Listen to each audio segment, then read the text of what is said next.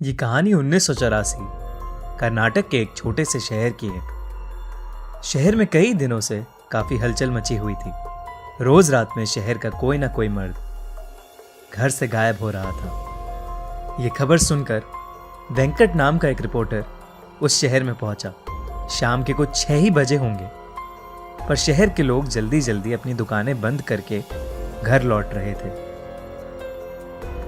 वेंकट ने देखा कि हर घर के बाहर कन्नड़ा में नालेबा यानी कल आना ऐसा लिखा है।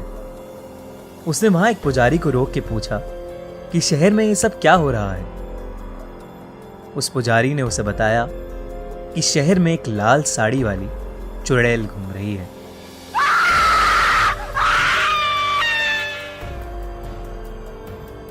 वो रोज रात में घर घर जाके जोर से दरवाजा खटखटाती है।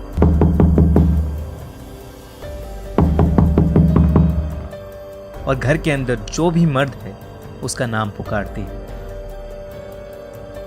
कोई भी आदमी उसकी आवाज को नजरअंदाज नहीं कर पाता और दरवाजा खोल देता है।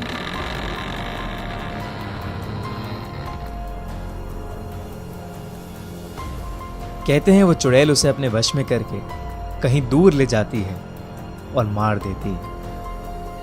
इसीलिए शहर के लोगों ने उससे बचने के लिए घर के बाहर नालेबा लिखना शुरू किया, जिसे पढ़ के वो आज नहीं बल्कि कल आए और यही सिलसिला जारी रहे। इतना कहकर वो पुजारी जल्दी जल्दी अपने घर के रास्ते चला गया। वेंकट को कल के अखबार के लिए अच्छी कहानी तो मिल गई, पर कुछ ही दूर जाते ही उसका स्कूटर पंक्चर हो गया। अंधेरा हो चुका था और सब लोग अपने घर के अंदर जा चुके थे। अचानक से वेंकट को लगा कि उसके आसपास कोई है, तो वो स्कूटर लिए तेजी से आगे चलने लगा। किसी ने बहुत ही मधुर आवाज में उसका नाम पुकारा, वेंकट, वेंकट। वेंकट ने जैसे ही स्कूटर के शीशे की ओर देखा, वो स्कूटर वहीं छोड़ के बहुत तेजी से आगे भागा। वो एक छोटे से मकान में जाके छिप गया और दरवाजा अंदर से कस के बंद कर लिया। दरवाजे पर जोर जोर से खटखट होने लगी और उसे अजीबो गरीब आवाजें सुनाई देने लगी। वेंकट बुरी तरह डरा हुआ था। कुछ देर बाद जब सारी आवाजें शांत हुई तो उसने बहुत हिम्मत करके दरवाजा खोला।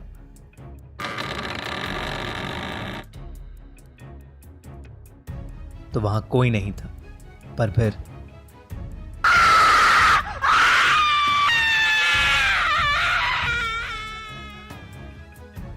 सुबह हुई तो वेंकट उसी घर में बेहोशी की हालत में पड़ा मिला। वो दिन था और आज का दिन है। वेंकट को कभी समझ नहीं आया कि उस रात उसके साथ क्या हुआ।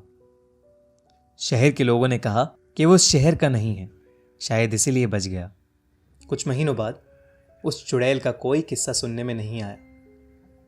आज भी उस शहर के लोगों ने अपने घर के बाहर नालेबा यानी कल आना ऐसा लिखा है। फिल्म स्त्री इसी सच्ची कहानी पर आधारित है।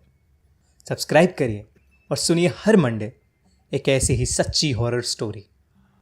और अगर आपके पास भी कोई ऐसी ही कहानी या अनुभव है तो कमेंट्स में ज़रूर लिखें, क्योंकि अब हर मंडे खूनी मंडे।